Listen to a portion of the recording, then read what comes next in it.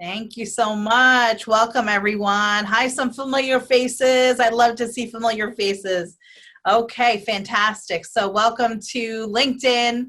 We're going to do a crash course tonight. LinkedIn has been one of the biggest reasons why a lot of people that we're working with currently are landing. And what does that mean? That means that they're getting jobs, they're getting opportunities, they're growing their businesses if they own their businesses. So we're just going to jump right into that.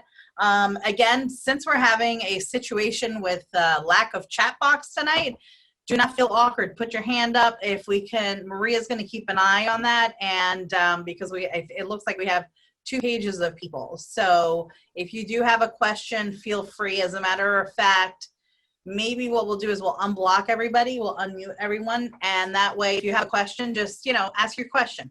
All right?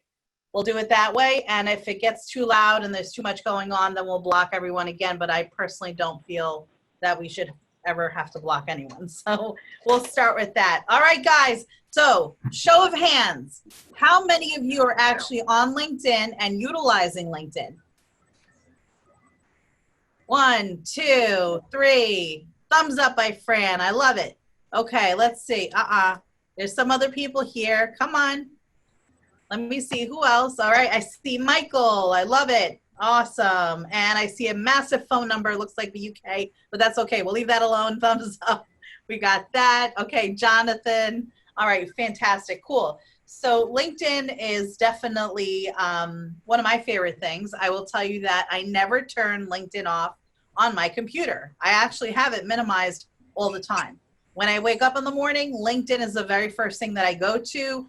I do a lot of communicating through LinkedIn, and I'm going to show you all the different things that you really should look out for when you're first getting on LinkedIn. Okay, so today's going to be a crash course. We're going to cover, you'll see this document here. We're also going to give you access to that through our workshops on our website, and we're going to give you that password to get into the workshops, to be able to see this and to be able to utilize it. Okay, so you'll have the worksheet and you'll be able to go back in there and kind of go just step by step and take a look at the information there too.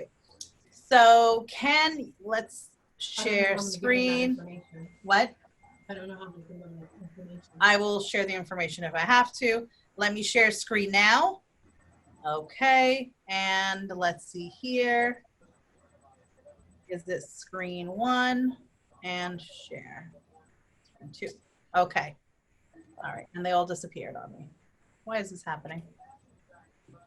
There we go. I got to drag it. Okay, there we go. All right, guys. So can you guys see my LinkedIn? Yes.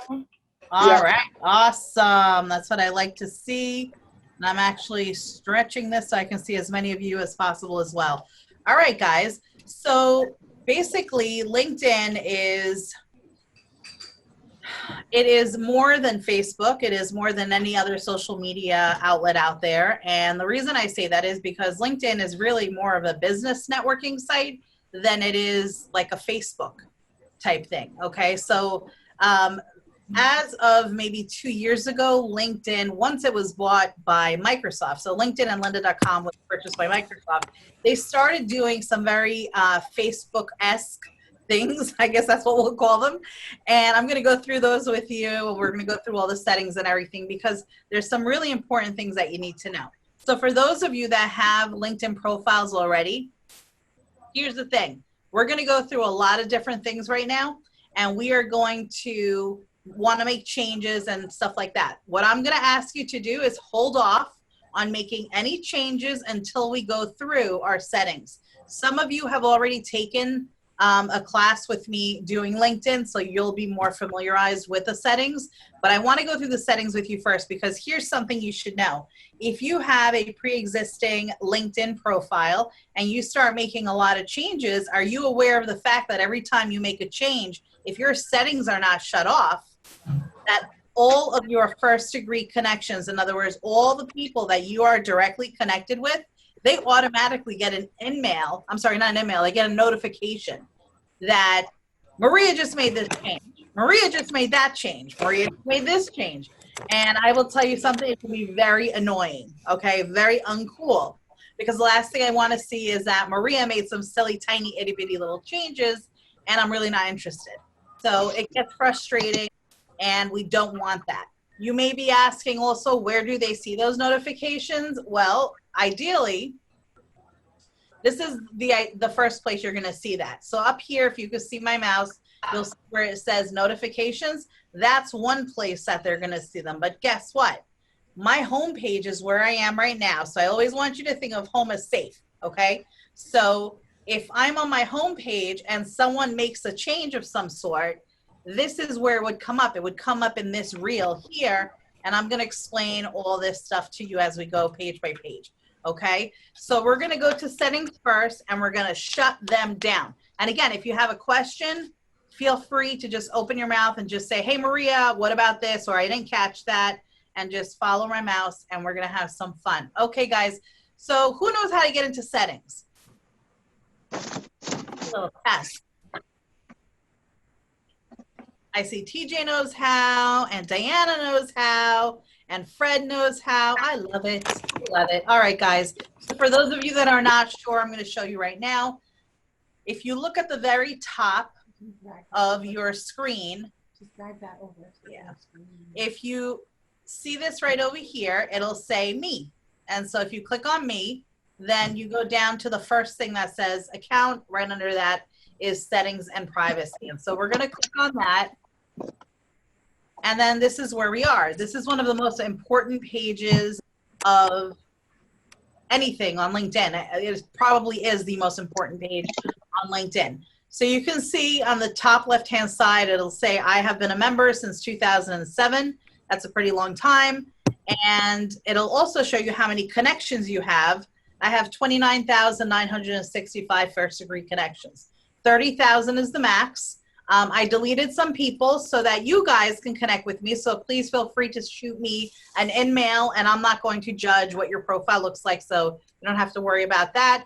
But it will benefit you to connect with me because of my connection base. Can anyone explain to me why? Because I can explain it to you, but I want to see what you guys know about this. Why is it good to connect with people that have a lot of first-degree connections? Because your connections are their connections. Yes, Deb, thank you so much. Absolutely. So basically, my first-degree connections will become your second. You may see someone that you're interested in speaking with, and maybe I can broker that introduction, okay? But now you're that much closer to them. So that's something really important. So moving down, we're going to go through privacy settings, and we're going to go through a few of them. We're not going to go through all of them because you don't need to. You can take a look at them on your own. They keep adding some, so I feel like every 3 months there's like a new one in there. So we're going to go through the ones that are really important, and then basically you could check out the rest on your own. So the first thing is, how many of you here have actually claimed your vanity URL or have actually customized your LinkedIn URL? And what does that mean? I'm going to show you right now. So if I was to go back to LinkedIn, which I don't know why they call it that, it's a little silly to me. And then I go to my profile. So right up here, let me move this over. Okay. So right up here, do you see how my URL is nice and neat? It says Maria T. Frey at the end of it. When you first create an account with LinkedIn, what they automatically do is they give you, it's almost like a website address. But the problem is that they put parts of your name in there, they put some extra forward slashes, they put some numbers in there. So it's like gargantuous. And God forbid you have a maiden name like mine, 14 letters long, you can't even imagine what it looks like. It'll take up like the whole top header of a document. So with that being said, what you want to do is you want to make sure that you customize it. It is absolutely free. By the way, I'll show you, everything that I am showing you tonight is free to do. You do not need a premium account. I don't have one. Take a look. As you can see here, it says try premium for free for 1 month. So I do not have a premium account. So everything that I can do, you can do. Okay. So I'm going to walk you through right now, customizing your LinkedIn URL. So whether we do it from this page or from your settings page, it's going to look the same. So let's go back to our settings, work from there since we were already working from there. So the very first one is edit your public profile. So if we click on change, what's going to happen is it's going to show us, come on, It's going to show us what we currently have. And as you can see, mine says Maria T. Frey on there. Okay. So if I wanted to change it, it'll show you how much you can change.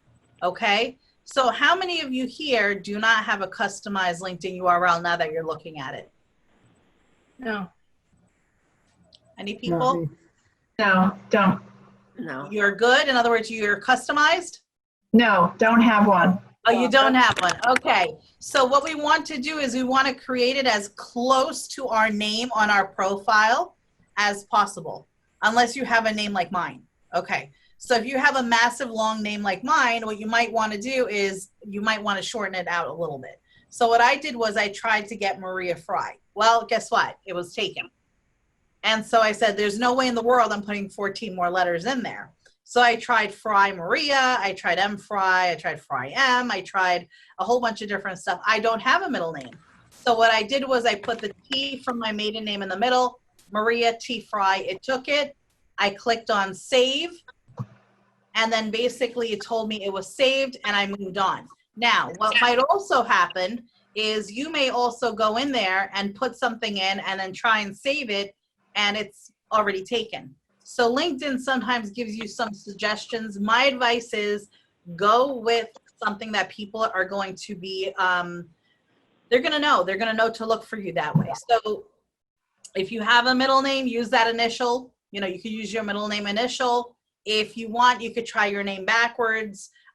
For me, it doesn't really matter too much because I am the most connected Maria Frey, even though there's a lot of others. I am the most connected. So regardless of how they put the words Maria and Frey in there, what will happen is you will see that I will still pop up at the top. We have people in the waiting room. Okay. So with that being said, make sure that whatever it is that you put in there, it's something that, again, people, if they're looking at your profile, they feel comfortable with it. So here's another reason why we want this customized. Other than a resume, where is another great place to put this information? Maria, can I Yes. just interrupt for a moment? It's Denise. Hi, Denise. The chat seems to be working partially, meaning people can type questions into you and Maria, but Okay. it's not going to show up to, not everyone is going to be able to read them, but you will see them. You will be able to see them. We will. But not Okay. everybody will I'm not read sure them. where we're going to be able to see them. They're not showing up for Yeah, us. where they're not showing up for us. We have two screens going right now, one for LinkedIn, Okay. one for. All right. You know what? Let's move on. I think Yeah. everybody would have to leave the meeting and join the meeting for the chat to kick in. So we're not going to do, that. we're No. just proceed. Okay, just We'll proceed. Anybody who has a question, just put your hand up or just speak up. That's fine. Okay. All right, guys. Thank you. All right. Yes. Diana. Yes, hi. Nice Hi. to see you again. You too. Thanks. If you remember, I attended the library workshop, but I only had my iPad, and the interface was just not really working. But Same. now No, it's not the same. I am set to be awesome. I just want to make sure, you're talking about this change. Do you not want us to make this change at this time, or do we need to wait to make this change that you're This suggesting? change you can actually make because it doesn't report it. What it does is it just changes on the top of your profile. Great, thank you. Okay, so all the people that you've been connected with and all of that, you don't have to worry about them. They will still find you and everything is fine because you're always going to be connected to that past one, even though it will never show up again. Okay. So you don't have to worry about that at all, and you're not going to lose any of the connections or anything like that. Great, Okay. thank you.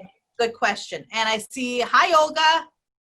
Olga, you look like you're growing out of a flower. I love it. Okay, you're blocked. Let me unmute you. Okay. Oh, there you go. Why? I did unmute it. Oh, you're Hi. unmuting you? Okay. Yes, Hi. I have a quick question. First of all, during this presentation, are we supposed to be on our LinkedIn also? Because I have one computer. And You can just make the Zoom bit on the half, and then you can have LinkedIn on the other half. I don't even know how to do it. I guess I will Just just minimize it. Just minimize the Zoom so you can still hear me. Yeah. Okay, and the last thing, I Yeah. created it years ago, and I don't even know what my www.linkedin.com in is. How would I know what it is? Well, were you able to log in? First of all, do you know your username and password? In other words, what email Yes, address? yes, and what I know my user, yes. Okay, so once you get in there by using your username and your password and go to your profile, if you look at the Yeah, I'm top on. profile, that's where it is. And so I can minimize you and then I can get into my, and I will not lose you, right? No, you should be fine. Okay, thank you so much. You're very Thanks. welcome, Olga. Okay, fantastic. All right, any other questions? All right, cool. So what we're going to do here is, again, one of the things you want to do, again, make sure that it's nice and concise and it does represent you well and people know to look for you using that. You know, ladies, if maybe your name changed, that's something important. Like, for example, I was thinking about taking mine and getting rid of it, and I realized how many Maria Frys there were out there. And on top of that, the scary thing for me was going from 14 letters to 4. I wasn't used to that. That was a little bit weird for me. And without a middle name, it was just too much. So I hyphenated, which on most of my credit cards and other things, you can't even fit the whole thing. However, Maria T. Frey worked out well. My LinkedIn URL, it's nice, it's short. People can still find me. My question to you guys is, as I mentioned before, where else can you use your LinkedIn URL? Why is this important that we do this? So we're talking, we spoke before for the job seekers on the top of your resume. So you'll have your email address, you'll have your phone number, and then you'll have your LinkedIn URL. And you can hyperlink them also to make it easy for someone to get back to you, to check you out. Where else can we utilize this information? Sometimes they ask for it on a job application. Absolutely. Job application. How about on your email signature? How many of you here actually has a customized or have a customized email signature? No. Nope. No? You should. It's free. It's absolutely free. I don't care if you have a Yahoo, a Google. Somebody was waiting in the... Okay. So all these things are definitely things that you can think about, okay? Think about where you could put them, where else. A business card, for example, you know, at the end of the day, it's okay for them to look for you with just your name. Because if they go to their homepage and in that little room, in that little box, they put that information in there, it'll be really simple, okay? So all of these tiny little things are really a big deal. And the other thing is, again, we don't want to have that massive LinkedIn URL that has, you know, a whole bunch of numbers and part of your name. That doesn't represent you well. So basically, we're going to just do this. And then basically, again, as we mentioned before, we're going to click on Save. Good to go. Mine is basically the same as it was before. On the bottom, you'll see that it has this right here with a green check mark. Okay, so it says success. You've updated your settings. No worries. We have another one. Okay, so that's something that you want to make sure that you have all set up. Has anyone been able to change it on the call tonight? No. Yeah. Yes, Maria, this is Barry. I'm joining from Atlanta. I'm a former New Yorker. Hey, what's going on, Atlanta? Hey, doing well here. I got this email from Bill Wilkes. I'm part of the Long Island Engineer Group.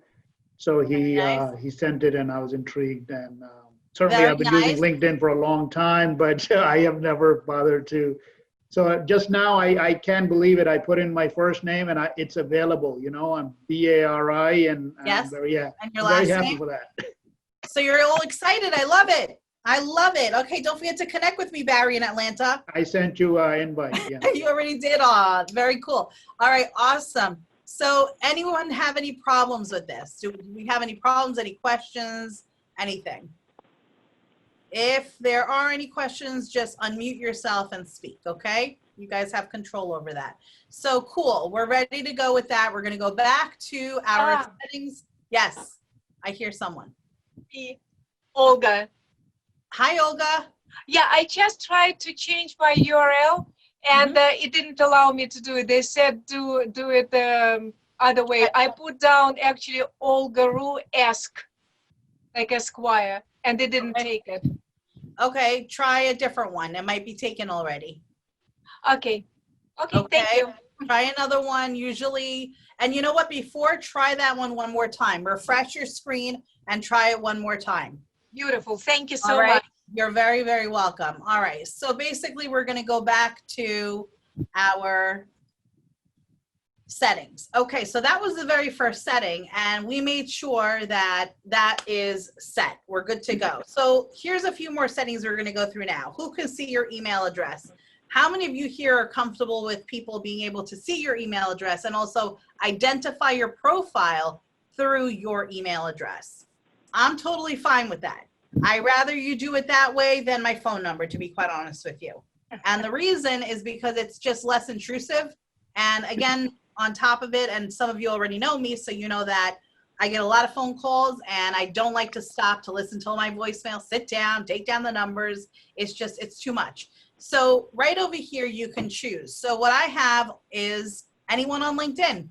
I'm open. I'm what's called a LinkedIn open networker. They used to call them lions. Now they just still call them lions, but anyway, it doesn't really matter. But I am a LinkedIn open networker, and basically I do allow anyone to email me.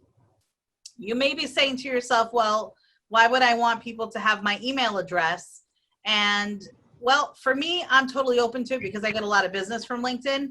But for some people, you may be afraid of spam. Are you going to get spammed a lot?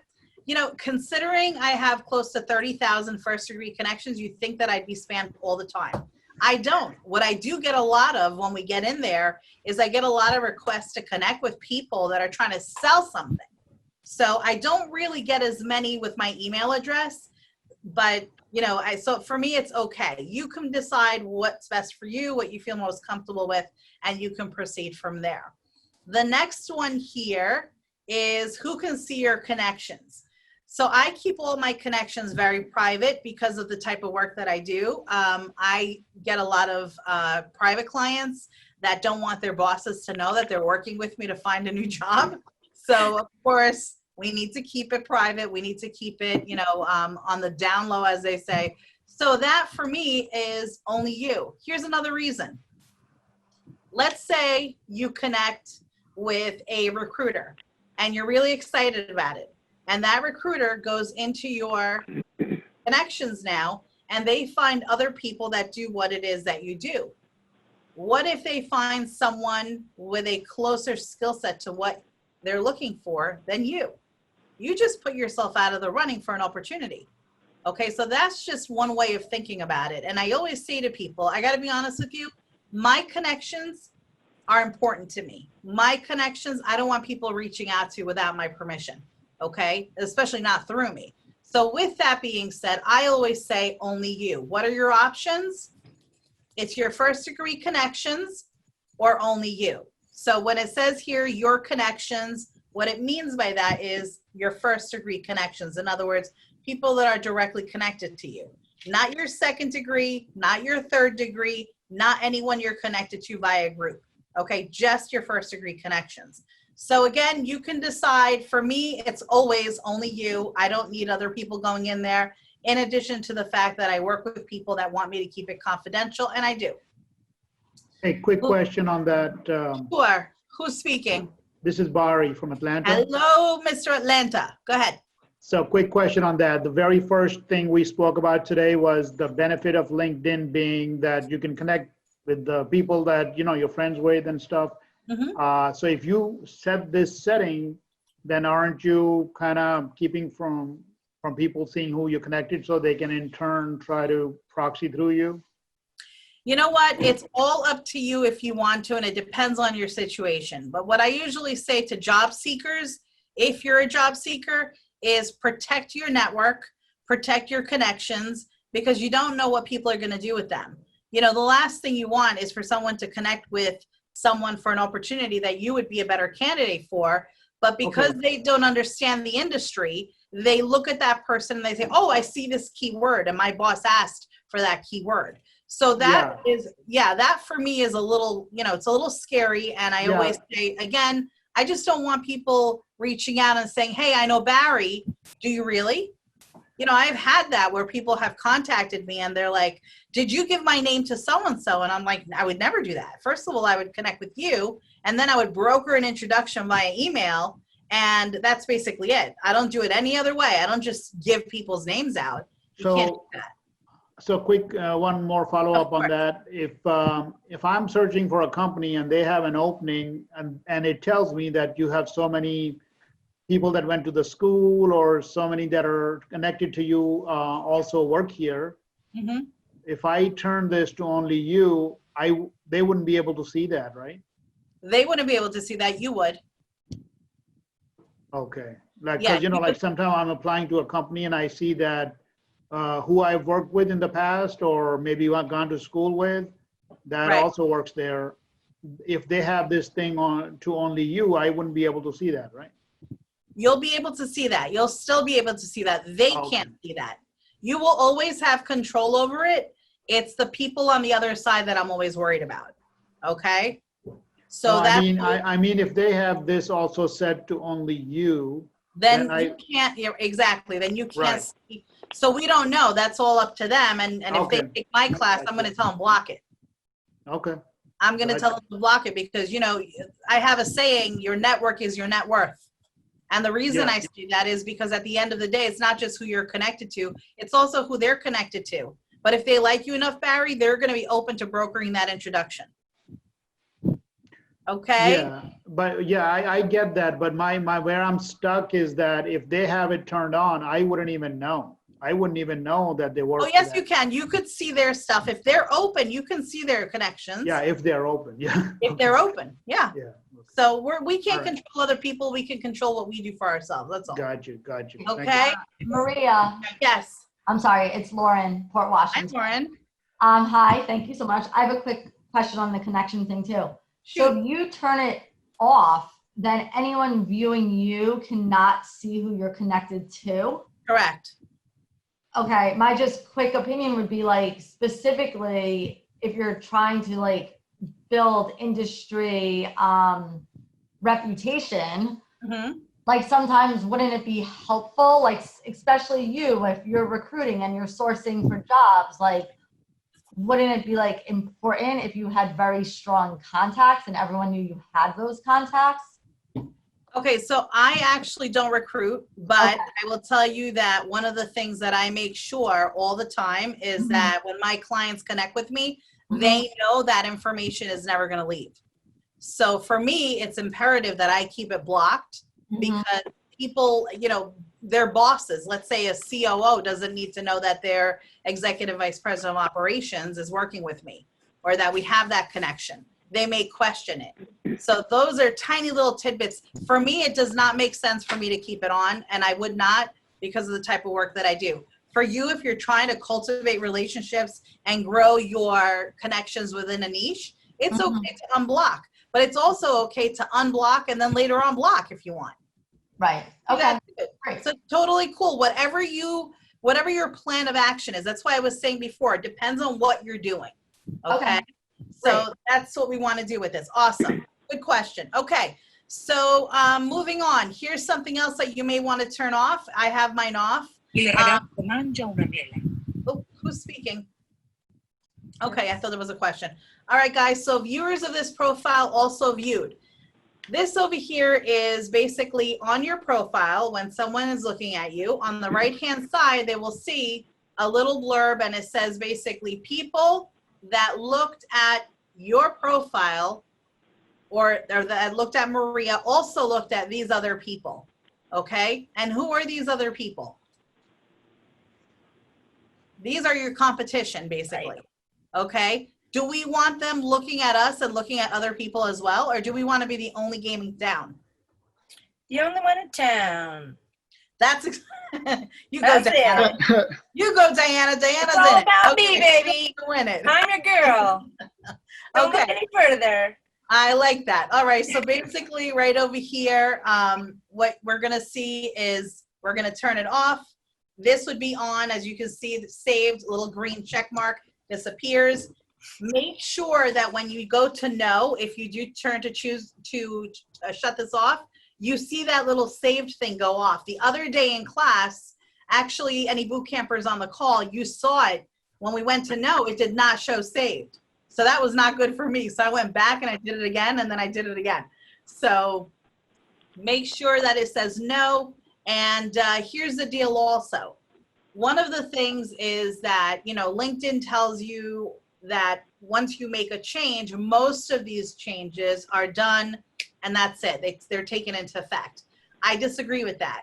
I build a lot of LinkedIn profiles for individuals, and I will tell you that it is not instantaneous. There are things that take a while. So my advice is, if in fact you're going to start overhauling or working on your profile, shuttle the settings off or put them to wherever you need them to be, and then start working on your profile the next day. So maybe at like 8 or 9 o'clock at night, you shut them off, start working on it the next day. Better safe than sorry. Okay? So again, that was an easy one. This one here, who could see your last name? You know what? I don't see any reason why people would not want this, but again, to each his own. Mine is completely open. Maria Themistocleous-Frey, nice and full and massive and big. Plus, I had a 20-year, you know, I guess, career in a different industry. So I have a lot of people, not only that, I went to private school in Europe. So I want people to be able to find me. And I have found a lot of great people that I went to school with in Europe. So, and that was because of my maiden name. They're not going to find me with Fry, that's for damn sure. So that's something that you have to think about. But again, feel comfortable with just putting your first initial, and it gives you an explanation right here. You can read that. Again, personally, I leave the whole thing open. I think that it's easier for me and it's easier for the people that I work with. Not everyone knows me as Maria Fry. Okay, guys, I hear some feedback, so if I have to, I'm going to mute you. All right, there we go. Dad needs your help unloading groceries. Uh-oh. He's downstairs. Okay, some groceries are in the house. We need to maybe mute the groceries. Thanks, guys. Okay, so how does this work? It explains it. We just talked about that. We're good to go. Representing your organization and interests, I will let that be your decision. I will tell you this, if it's on my profile, I believe in it, I support it, I back it 100%. I don't put anything on my profile that I'm like, I don't know how I feel about this.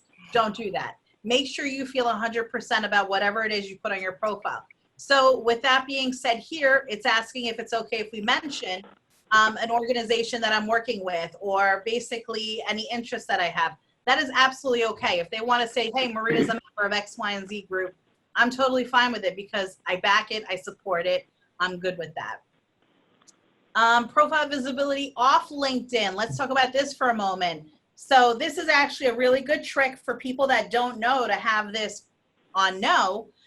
If I was trying to find you and you, for some reason, I could not find on LinkedIn, or maybe I just couldn't find you because we're that far apart. We're not first degree, second degree, third degrees. We're not even in any groups together. One of the things that you can do is you can actually Google the person. So you can put in essence, in your Google search, John Smith, comma, space, the name of the company, comma, space, and their title if you know their title. And believe it or not, their profile would pop up on Google. And you don't even have to be on LinkedIn. I don't want that. If you're gonna look at my profile, I need to know that you're looking at it on LinkedIn. Why do you think I choose that? Because you have control of it. I'm sorry, I heard two things. So you Go ahead, know as Diana. well. So you know as well. who's Thank you, looking. Barry. Yes, Because- Diana? Because you have control of it that way. I want to control it, absolutely. I'm a control freak to begin with. Everybody knows that.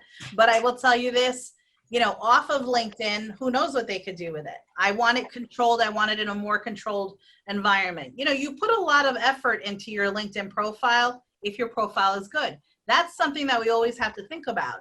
So make sure that you're protecting yourself as well, okay? So was there anything else? Any other questions, any concerns, any comments on that? Diana, go ahead. So then what you're suggesting is profile visibility off LinkedIn should be no. Yes, Okay. it should be no. It's yes or no, basically. Okay, so mine is, as you can see, no.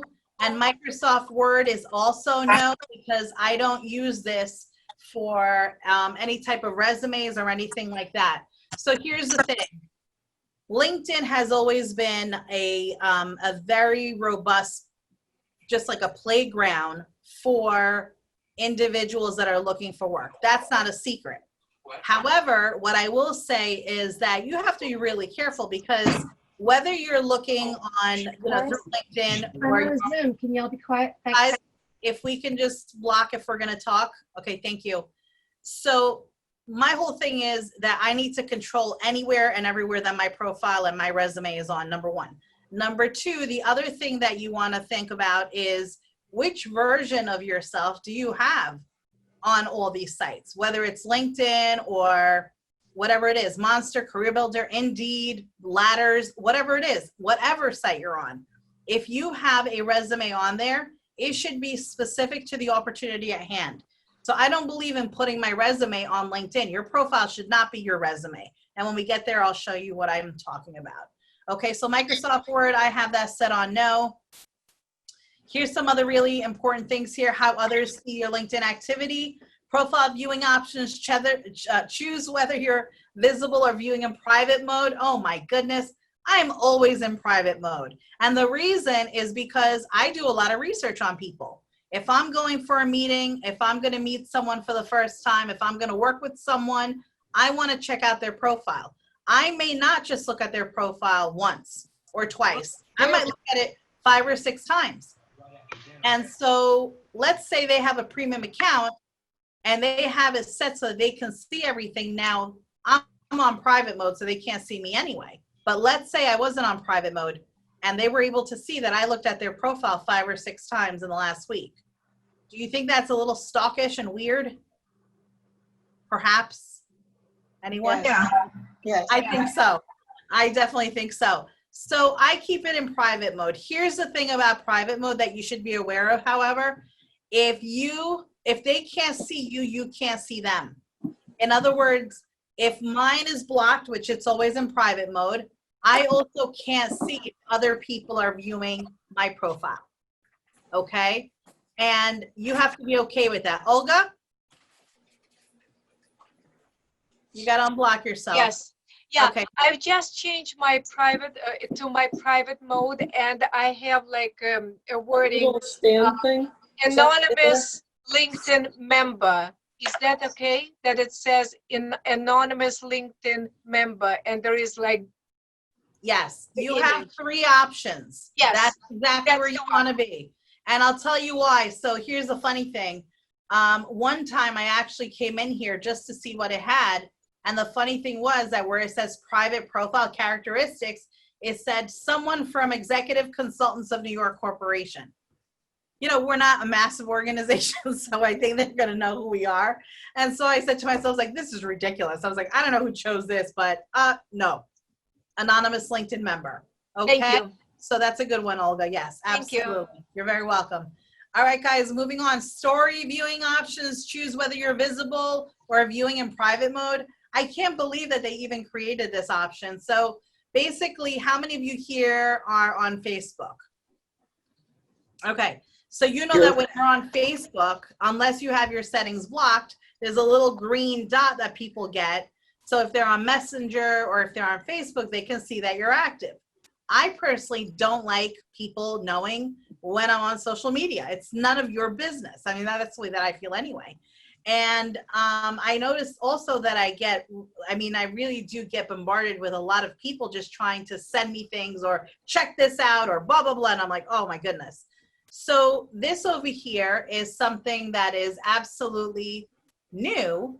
And they definitely took this from Facebook. Not that one right here, active status.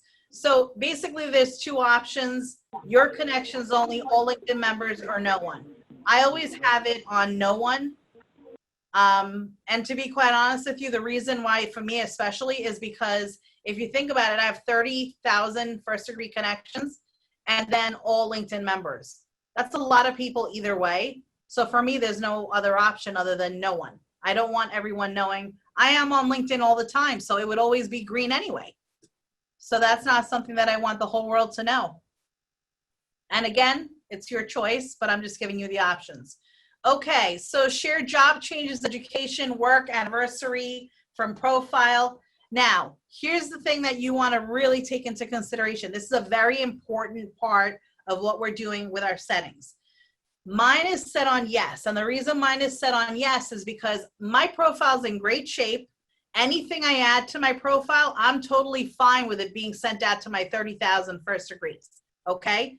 My question to you though is, if you're going to overhaul it again, do you want them to know every single time you make a change? If you make a change and you put in there, you change a word, it's going to send an update. We don't want that.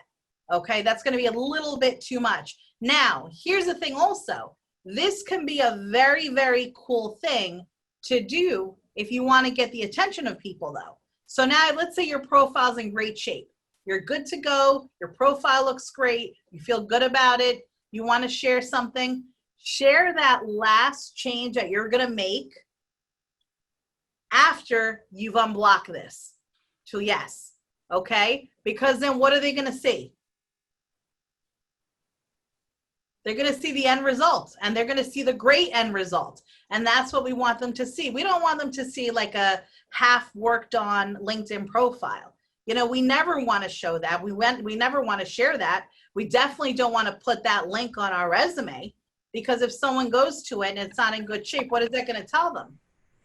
We don't do our work all the way, or we don't put all our effort into it. This is a representation of who you are outside of the confines of a resume. And for business, it can be one of the most important things. So this is something that you have to turn off for now. So I'm going to show you what that looks like. So if you click on change, it's that little blue button, and you see how it says saved, and then it disappears. And mine is going to go back to yes, because I'm good to go. Saved again, it disappears. And that's pretty much it. But again, if you're going to make a lot of changes, you want to make sure that this is turned to no. Okay, because we don't want all of our, and let me tell you another reason why. I think it was last year, I went into my profile to make one little minute change under the work that I do with Stony Brook University's Corporate Center for Education. All I did was change a lowercase to an uppercase, one letter, and it automatically sent out to all of my first degree connections. Maria got a new job working with Stony Brook University.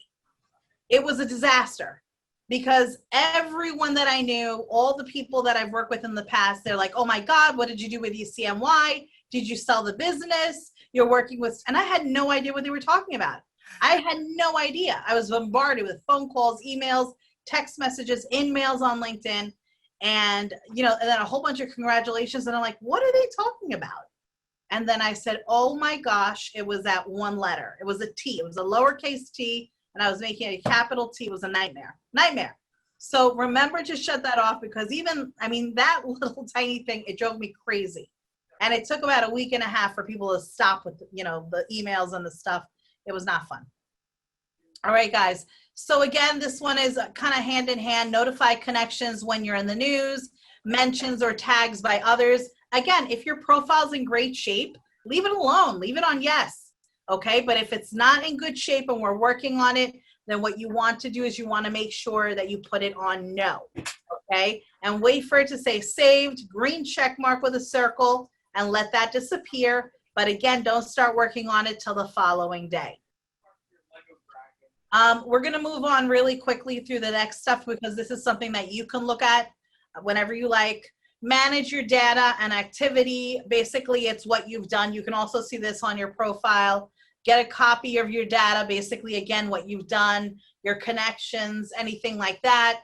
I will tell you, it was so funny because I almost crashed LinkedIn when I tried to download all of my connections.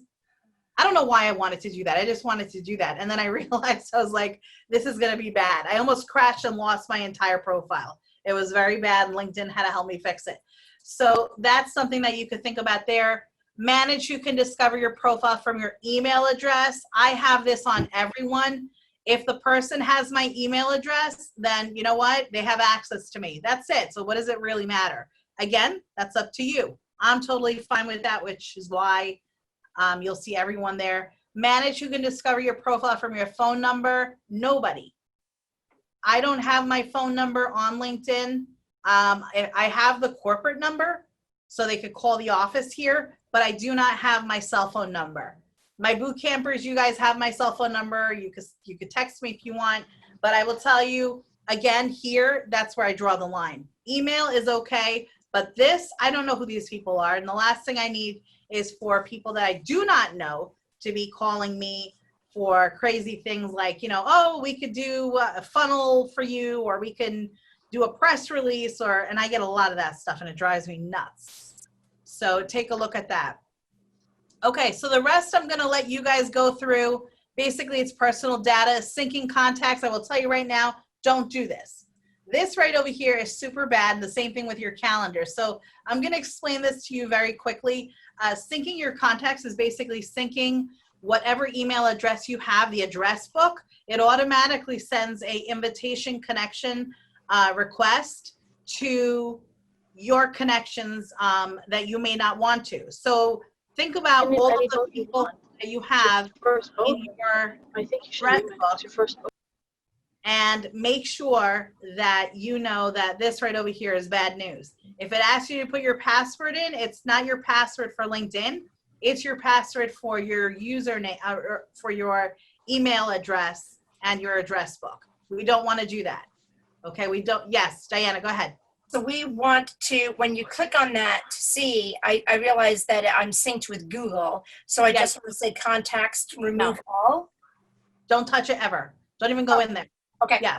Don't even go back. Yeah, I always say to people, don't even go in there, because, you know, they're very sneaky about that. And that's something, they used to actually have it set up a different way. And it would show all the different things. It would show like Gmail, Yahoo, AOL, and all this other stuff. And it would have you like click on which one was yours, and your email address that your account is associated with would pop up. And then underneath they would say, okay, put in your password for your email address. And it would send out, and you can't imagine, people were doing this all the time. It happened to me, this was many years ago. So I'm always very careful. Don't touch that, that's bad news. And the same thing with your calendar. It's none of your business. Why would you want that information there? Okay, I have a doctor's appointment tomorrow at 12. Who wants to know? It's nobody's business. That's not anybody's business. We want to leave that alone.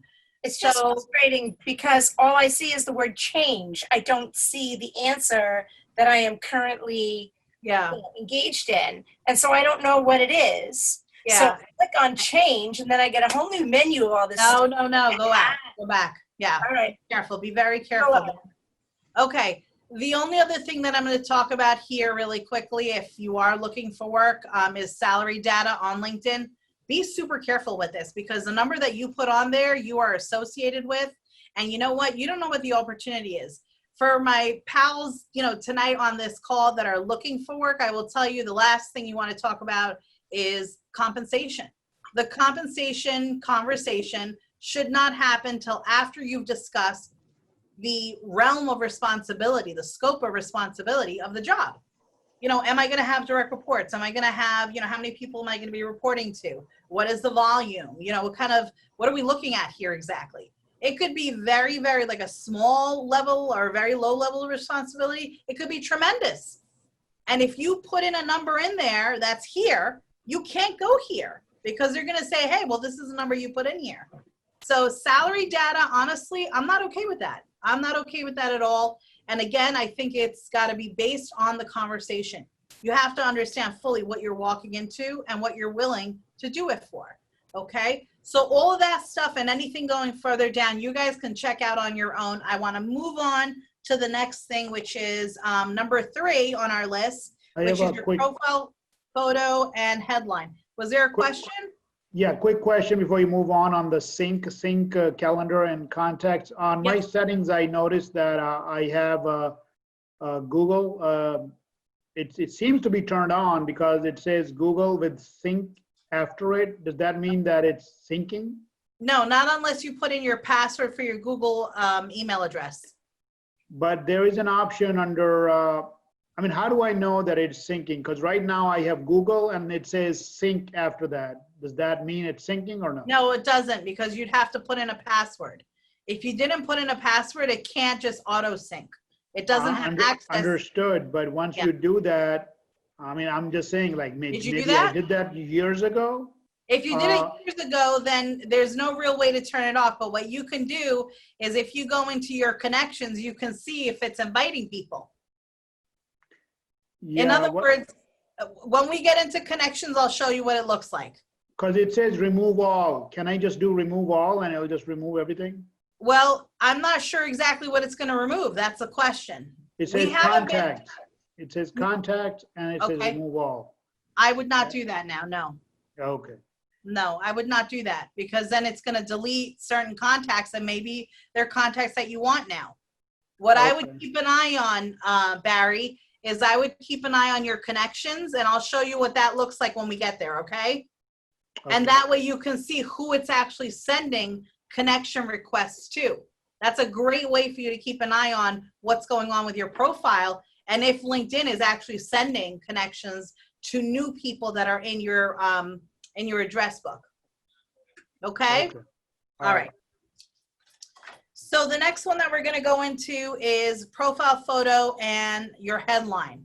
So we are going to go back to LinkedIn, even though we are on LinkedIn, which I think is a little crazy, but it's okay.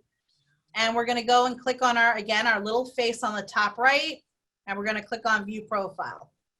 So as you can see right over here, profile photo, they need to be able to see your face. I can honestly tell you that I use LinkedIn, especially when I'm going to meet with people for the first time, so that I know what they look like. Do not put any caricatures, pictures of animals, pictures of flowers, don't put any of that stuff there. LinkedIn has actually been known to shut down people's accounts for that. And the last thing you want to do is put all this effort into your account and then have it shut down. Okay, so we want to know who we're doing business with. People trust in that.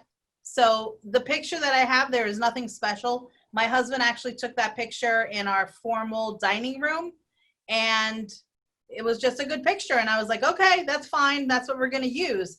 The background, this is actually from, this is called a hero banner. This banner here is basically, this is what we had on our old ECMY Corp website. We have a new website now. It doesn't have as bright a background, but I've always loved this picture, so I'm going to leave it there, okay?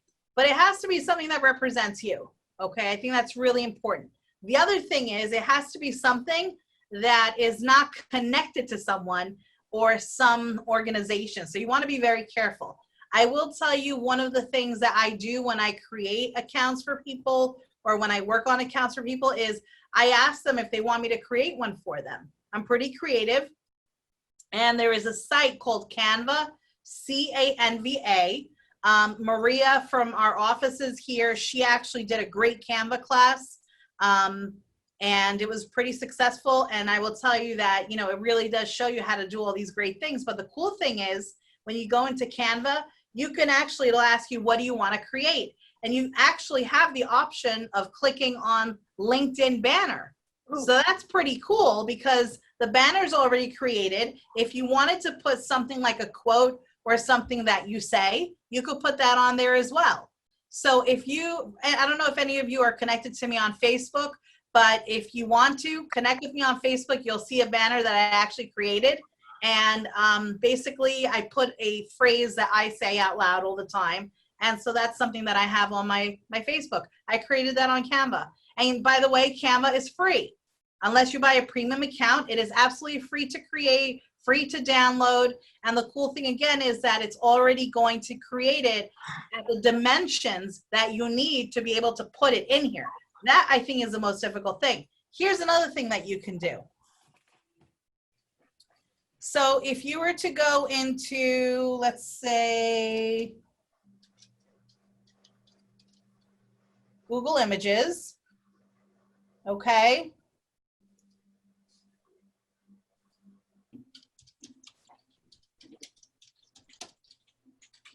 And you put in LinkedIn banner, look at this. These are already created to fit LinkedIn. So you don't have to sit there and crop and do and this and that and the pixels and the blah, blah, blahs and all this stuff. So what you'd have to do though is you would have to make sure that it is free. It's not attached to anyone. There is nothing that could get you in trouble, nothing like that. And that's, I think, why I really like Canva, because you can create your own thing on there. You could take the one, one of the ones they have already, and like I said, put some kind of, verbiage on there. It's all up to you. You have options though. Okay, so this is one of the ways that you can find them. And you could do something like LinkedIn banner, IT. So this is more geared towards an individual that works on IT. Or you could write down LinkedIn banner networking. Okay, so there's a lot of different things that you could do, or you could do colors. You could write down LinkedIn banner, let's do purple. See? So there's a lot of different things that you can do. But again, you must be very, very careful and very, very, diligent in whether or not this is owned by someone, because you don't want to get into trouble. And yes, go, Diana, go ahead. What are one of the clues that we know it's owned by someone? Well, if you click on it and you basically take a look, I believe there's a way, if you right click, someone told me that you could take a look and see what it's, who it's owned by. And that's, I think, what you can also do is you could do like free Bing images. If you type in free Bing images, free images will pop up. Okay. The only thing that you want to think about with that though is that a lot of people have probably used those. Yeah. So chances are you're putting yourself in a scenario where people may have the same exact thing. Yeah. So my advice is honestly get on Canva, Canva, and pick one and put something on there. Just add something. You can add a graphic, you can add whatever it is that you want and just make it your own. And then how do you put it on? Okay, someone just spoke. Oh, it's TJ. Hey, TJ, what's going on? Didn't mean to interject, but there's also a great website you can use if you want to verify that an image isn't owned by anybody. I used to work at photo licensing, and yes, I would go on this site all the time. It's called TINI.com. So TINI. And what you could do is put any image in, and it will tell you, oh, this image has been used on this site. I looked up somebody today with the picture they gave me, and little did I know it linked to their LinkedIn profile, so I knew where their image was, for example. All right, so say that again. It was TINEYE, like TINI.com. It's a reverse image search type of site. Reverse image search. I love it. Thank you, there you go. TJ. No problem. Fantastic. So that's another way to out. do it. Look at TJ. We love TJ. Okay, so fantastic. And Okay, then how very do you cool. add that banner? Say that again. How do you add the banner? So I'm going to show you right now. Oh, perfect. You didn't think I was going to leave you hanging, did you? Yeah, never know. No. Okay. Quick So question, Maria. yes, go ahead. So before we move on, I just wanted to say about the your profile picture. I've noticed that some people, when I search them, I don't see their picture until I get connected. Then I can see it. Yeah, that's a new LinkedIn thing, unfortunately. So basically, it's very interesting because what I noticed is that slowly but surely LinkedIn is adding more. I personally like that feature because, once I'm connected, it's okay. If they're just searching around and stuff, then they shouldn't see my picture. But if once we're connected, it's okay. Okay, so I have not had that problem, and I don't know if I don't know what it is. I mean, I don't know if it's because I'm very connected. I'm in the top 1% worldwide. I would hate to think that that's the case, because if it just doesn't make sense. I mean, if they're going to do it, they're going to do it to everybody. So there is a lot of new stuff that's hitting LinkedIn, when it comes to settings and privacy settings. So my advice is go in there at least once a month and check it out and take a look and see what's going on. What are the new things that are going on that are happening? What new controls do they have in place? What things do I want to turn off? That's another thing also. So be very diligent with that. But thank you for that, Barry. And I saw there was another hand up. It was towards the top. Okay. About Canva, can you import the Google in one of the Google images that you like and kind of modify it a bit? Yes, you can. Absolutely. You can upload. Yep. You can upload an image and you can basically change stuff out. You can add stuff there. For those of you that saw the flyer that I had on social media for this event, that was created on Canva. Okay. So you could definitely take a look at that. If we have time at the end, I'll show you what Canva looks like really quickly. So basically right over here, this is something that we want to think about. So as you can see with your pictures, this is basically how you would go in there. You would click on this, and basically it'll ask you, do you want to crop it, filter, adjust it? Do you want to get rid of this picture and add another picture? All you have to do is, if you're creating it in Canva, just upload it as a JPEG is the best way for this. And, or it's a JPEG, or let me see, what else do they, not a PDF, but what's it called? A JPEG or a, what is the other one for you on Canva? A PNG, that's right. Okay, so that's what this asks for. You want to be careful if it's pixelated, but what I like about it is that it allows you to see, like, move things up and down a little bit. And you can also zoom in and out. Be careful with the zooming because it does pixelate things. And then basically you can just apply. And that's pretty much the way that this works here. Okay, the same thing with this over here. If you're looking to change this picture, this little pencil is what you press, and it'll just tell you to upload the picture. So what you would have to do, regardless of where you get the picture from, is you would have to save it somewhere on your computer. And then I usually save everything in pictures with the name of it, right, you know, attached to it, and then that's pretty much it. Okay, so does this answer the question of how do we put in our pictures in here? Yes. Yeah? Yes. Excellent. Okay, so save again, we're good to go. All right, so now here's something very interesting. I mentioned to you before that I am not a premium LinkedIn member, correct? Why is this here? Isn't that interesting? Oh, Lordy. Okay, so I'm a beta tester for LinkedIn, so sometimes I think that they put this on here just to, like, kind of get me to, you know, want this here. I don't care for it because everything that I need to do with LinkedIn, I can, first of all, I'm teaching you how to do right now, but I'm also, I know how to do it without needing a premium account. So that's not true. And here's my proof right here. Try premium for 1 month. That would not show up if I was really a premium member. So again, guys, you're doing this along with me. You can see what you have access to. And if you have any problems, you let me know. All right. So here's another really important thing. And this was number 3 on our little crash course. And so we did our profile, and now we're talking about your heading. Why is a heading really important? And we got to nail this one now. Okay. So go ahead, Diana. Unblock yourself first. Diana, you're blocked, honey. Sorry. That's okay. It tells people who you are and what your, you know, what your, like, immediate credentials are. Absolutely. And you can be creative with this. And, you know, basically what you want to do is you just don't want to pigeonhole yourself. If you're looking for employment, be very careful about how you place your title in this area. So what do I mean by that? Well, let's say you were a executive director. Well, in one company, you may be an executive director. In another company, you might be a VP. In another company, you might be a manager or coordinator. Depends on the volume of the organization. It depends on the magnitude of the division that you're running. There are so many different things. So what I would do for something like that is, let's say if it was in operations, I would do operations professional.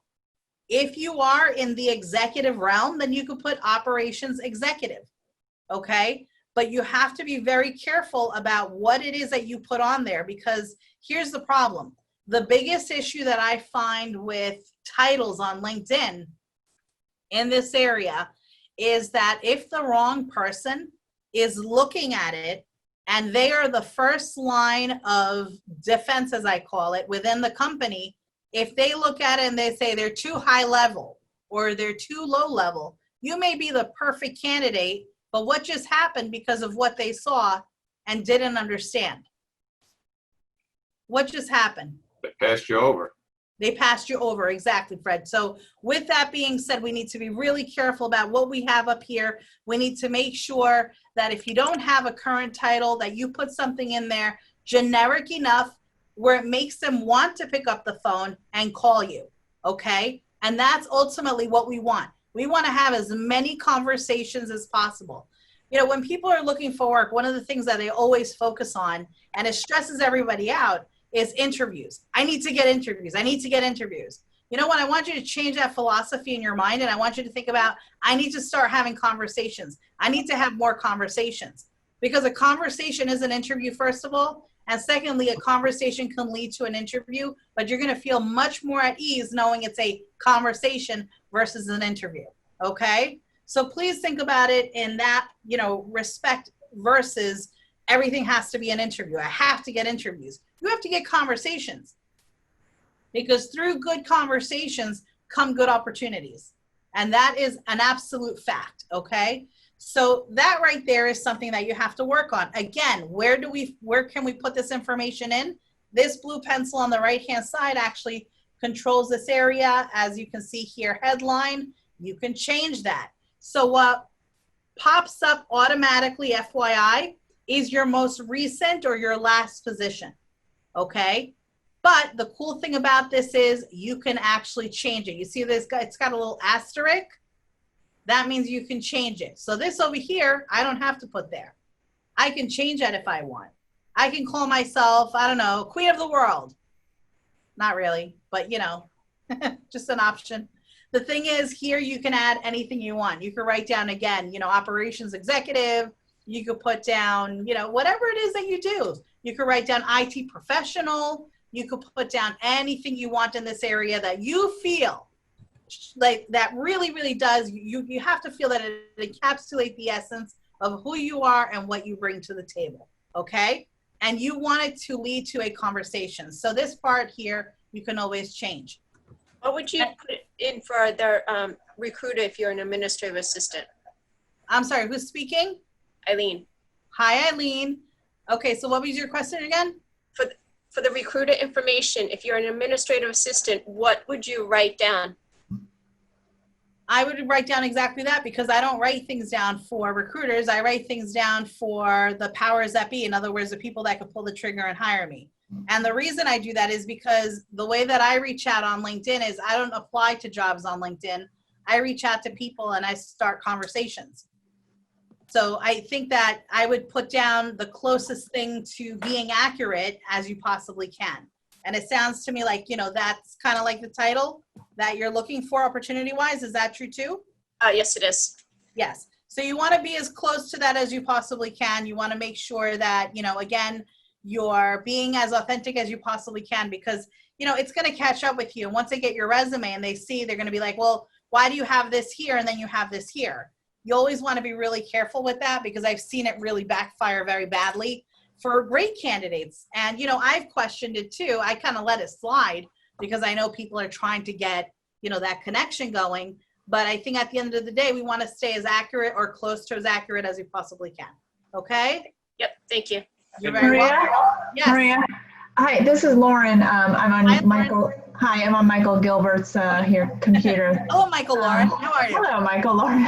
So I have a quick question. How do I see the edit contact information? I want to change my email address that's on LinkedIn, but I see it's like a hyperlink and then with a little arrow going somewhere, and I'm hesitant to click on it. How do I change it? So the best place to do any changes like that, by the way, is if you go back into settings and privacy and you go into your account here. Okay. Okay, because as you can see here, it'll talk to you change. I have 3 email addresses on LinkedIn, and that's something you guys might want to add a second one on there. I did have a scenario a couple of years ago where my in-mails were bouncing. People were sending me in-mails and they were bouncing, and LinkedIn did not know why. I had to go in, delete my email address, and then re-enter it as primary. And thank goodness I had another backup email, so that's where it went in. But you would just basically click on change right over here, and you would add it in there. And then what you would do is you would make it primary, and then you can delete the old one. I see. And one more quick question. When connections come up first, second, third, how are those decided? Like I just looked at some connections and they're third connections. Okay, so first degree means you're directly connected to them directly. In other words, you and I, if you send me an invitation connection, we're first degrees. Okay. Let's say you and I are connected and you're not connected to the Maria that works here with me. So she would be your second because she's my first and you're my first. Okay, so And it's like let's something that I didn't do. No, it's not something that you did. No. It's Right. based on who you're connected to and then who see. they're connected to. Okay? And what if it makes somebody a third connection, but I actually know them and I want to make them a first connection? Send them an invitation connection. Okay, got it. Okay? Thank you. And I'll show you how to do that in a little bit. Maria, Okay. Yes. It's the other Lauren. Hi, other Lauren. What's going on? If you're not sharing your connections, though, like you can't ever find, like you can't see how you're connected, or you can see how you're connected. What'll happen is it'll still show up as first, second, or third. Obviously, second or third if you're not connected to them, but it won't tell you how. Okay. Yeah, there used to be a way where on the right-hand side of the person's profile that you were looking at, it used to show little bubbles and little connection bars that would connect you to, oh, you and Jonathan are both connected to Barbara. Yep. And that's no longer there. So they're really tightening the reins on a lot of things. You know, a couple of years ago, LinkedIn got sued because of their security settings and how people were like, well, why isn't this like this? And why is it showing this? And anyway. But they do show connections you have in common. Yes, they will show connections that you have in common. But if you're not sharing your connections, they'll still show that? No, they should not show that. Okay, thank you. You're very welcome. All right, guys, so that's how you would change your hero banner and your picture and also your headline. Now let's talk about something else that's equally important. So further down here, yes. Maria, excuse me, this is Olga. I apologize. Can you please explain again how to get to the edit information for the heading? For the heading? For the heading? Yes, because I'm trying, but I don't see where. Right here. Okay. So if you click that little pencil and you scroll down. Got it. Thank you. Got it? Okay. Thanks a lot. Very good. You're very welcome. All righty now. So the next thing we're going to do is we're going to talk about basically your summary. So why is this important? So I have mine written more as a biography. It was written for me years ago and I just keep changing it out. So that's why it says biography. That's not automatic. About comes up automatically. Okay, so here we go. And basically all you need to do is just write about yourself and that's it. Okay, Shoes has entered the waiting room. That's very interesting. Okay, yes, Shoes. Okay, so as you can see here, this basically talks about different things that I've done. It talks about my career. It talks about all the different things that I've done. Actually, it doesn't really talk about, let me see here. I took away, so I've had ECNY now for 12 years.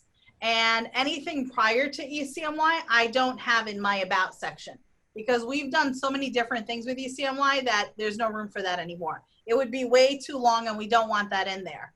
Now, with that, one of the things that I want you to look at, what does the last line here say? Who wants to read that? Always open to exploring new endeavors. Why do you think I have that there? Because it's like showing that you're open to hearing about new opportunities. New opportunities, speaking to people, even if it's volunteer opportunities. I actually received an invitation from LinkedIn to be a career mentor. So I am an official career mentor for LinkedIn. So every single month they send me about between, I would say 6 and 15 different people that have questions for me. They've actually chosen me out of all the mentors to ask a question to. And it's pretty cool because I get to mentor people all over the world. And most of these people I am not connected to, not at all, not a second or even third. Sometimes they just come up then, you know, that they're on LinkedIn and it's very cool. But this is something that's really important. And I urge all of you to consider putting this at the bottom of your profile, okay, in this section here, in the summary section, I should say. So here's another thing. when you're creating this, the best thing to do is for you to create this in a Word document and then copy and paste it here, okay? And the reason is because for some reason, I'm not sure exactly what happened, but the autocorrect or the, you know, the spell check basically is not working that great. And I noticed that a couple of days ago. Again, every now and then I'll go in and I'll put a word in there and, you know, and basically just put it in incorrectly, and it's not always picking it up.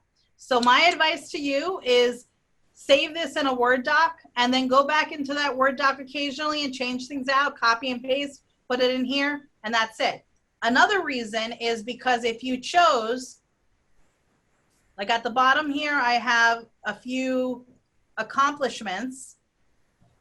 You can also choose, as you can see right over here, there's these 3 accomplishments, but if I wanted to add more information in there, what I could do is I can actually do bullets in a Word document and then transfer that to this page. LinkedIn in this page here will not allow you to put bullets, okay? But you can copy and paste bullets in here. So that's another reason why you might want to do this in you know, Microsoft Word and then transfer it over, okay? And it's also a good thing to save this information. If you spend time creating this, save it in multiple places. God forbid something happens and, you know, you lose this information, you want to have it ready. You want to have it saved somewhere. Okay. So then the other thing that I'm going to go into really quickly is I'm going to go into this area next first. This over here are different things that I'm involved in or that I've spoken at. I spoke at the CEO Summit. These are all DJs and also TV people, personalities. And if you keep looking, you'll see different things that we've done. I speak at Microsoft. This is when I won an award. And the coolest thing was that the majority of these people are my boot campers that were there with me. Anyway, if I click see all, it would be too much information. So with that being said, this is great because in the past, LinkedIn did not allow you, I mean, I'm talking years ago, they did not allow you to put media in here. The reason I'm sharing is how many of you have a letter of recommendation or something that is not written by someone on LinkedIn that you want to share with the world? You have an option to upload that as a PDF, as a JPEG, as a PNG. So this is like a fantastic place to share all of that great media. The other thing you can do is, let's say I got a handwritten something, or it was a document, it was written by a former boss.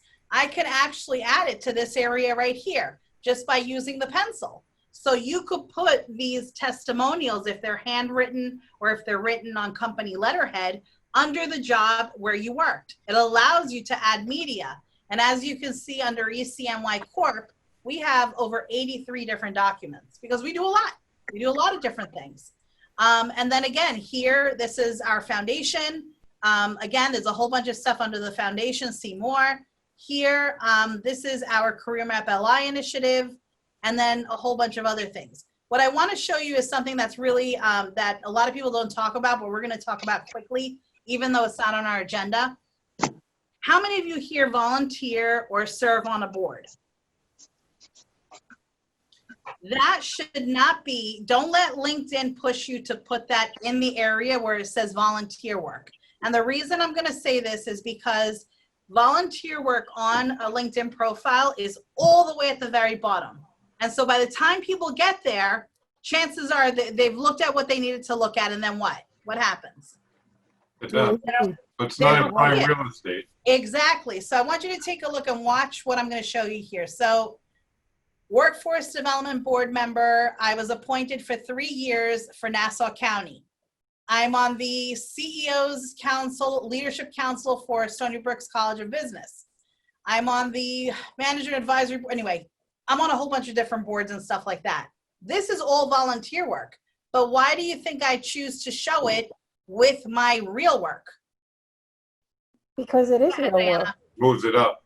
Because you're, well, yeah, it puts it front and center, but it also is significant because this is how you, this is kind of the the entry level at which different people would approach you and, you know, and employ you.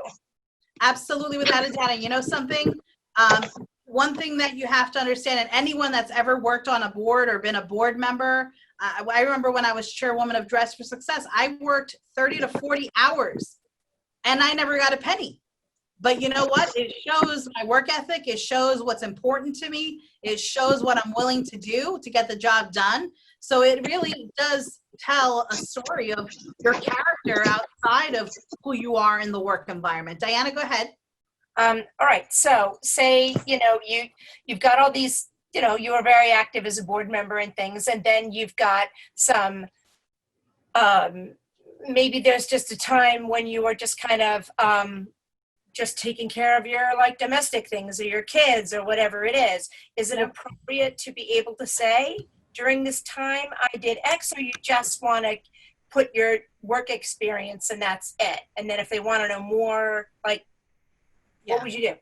I think that you always have to be careful about giving too much information.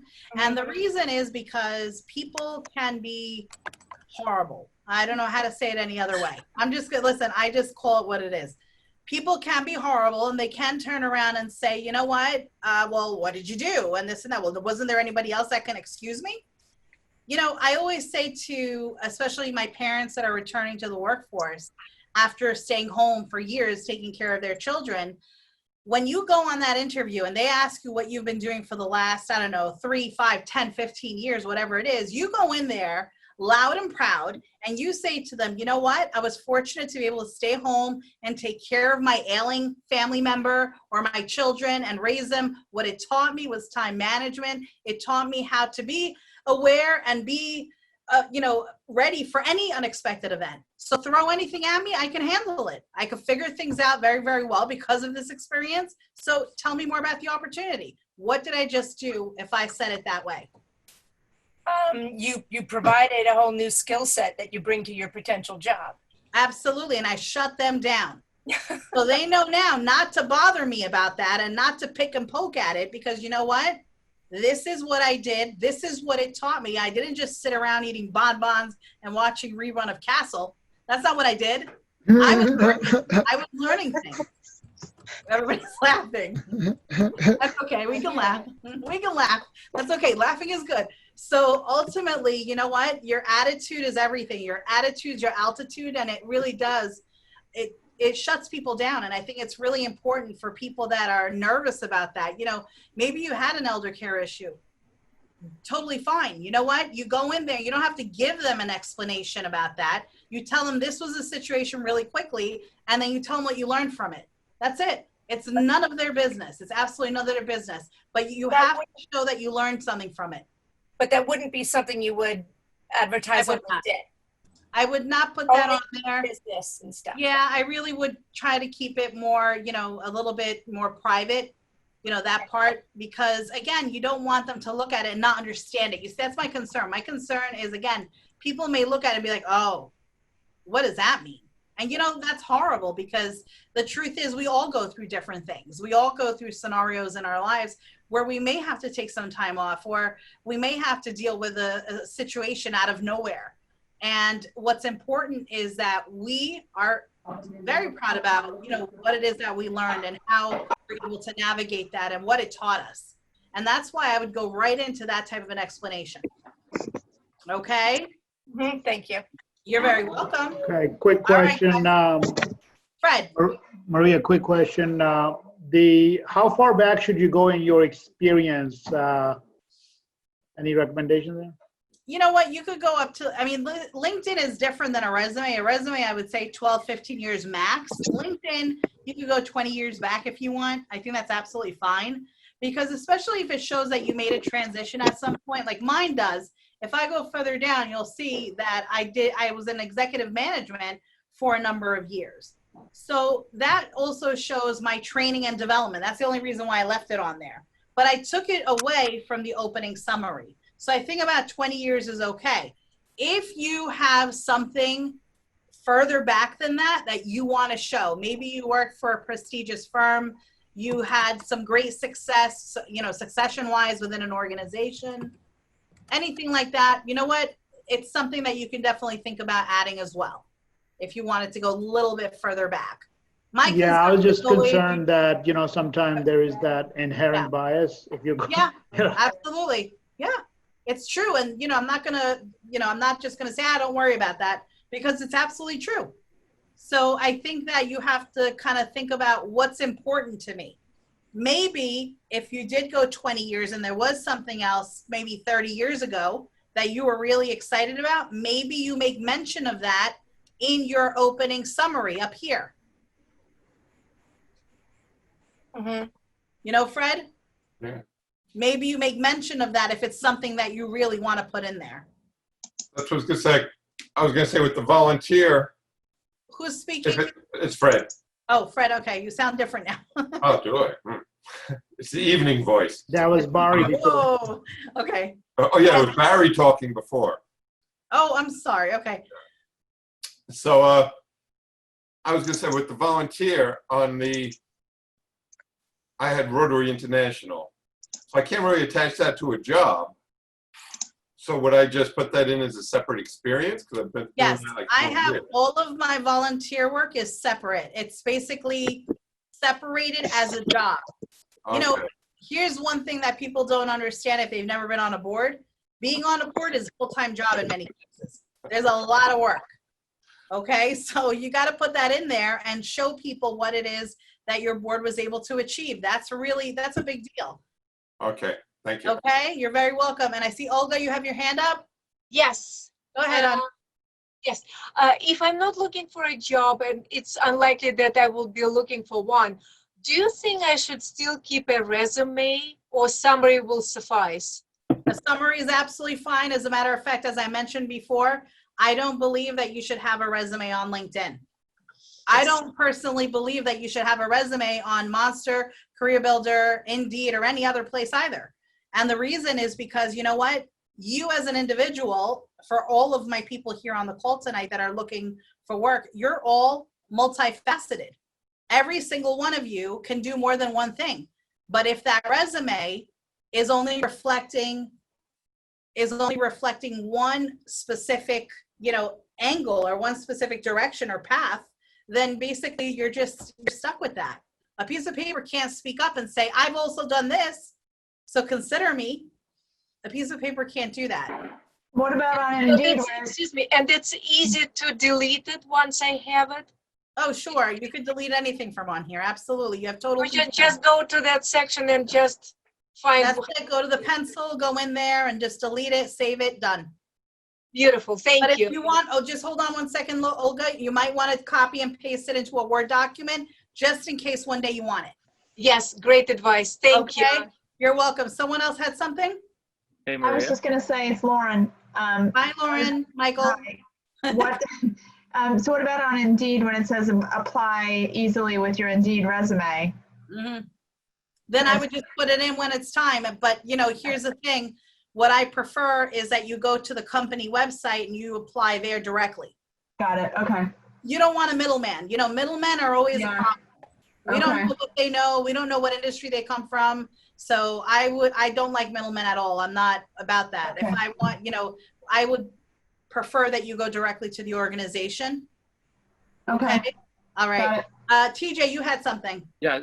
So on a personal note, my first job out of college, I got fired, and and every time I go on an interview, they say to me, "Oh, so why'd you leave there?" And then you think back and you're like, "Oh crap! Now I gotta relive my first life and tell them."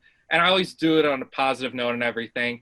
Now it's funny, we're in coronavirus, and the brand that I worked on is pretty useful now with everything going on. My dad keeps saying to me, "No, I would keep that on LinkedIn," but I don't want them to keep asking for me. And now I'm 5-6 years out of school, and I've had other things, and I had to move around. Should I remove it or keep it there on my LinkedIn or resume? Yeah. So if you still think that those keywords, that organization is going to put you at the top of the list or make someone pick up the phone and call you, I don't think so, but my dad does. What? I said it's 50-50.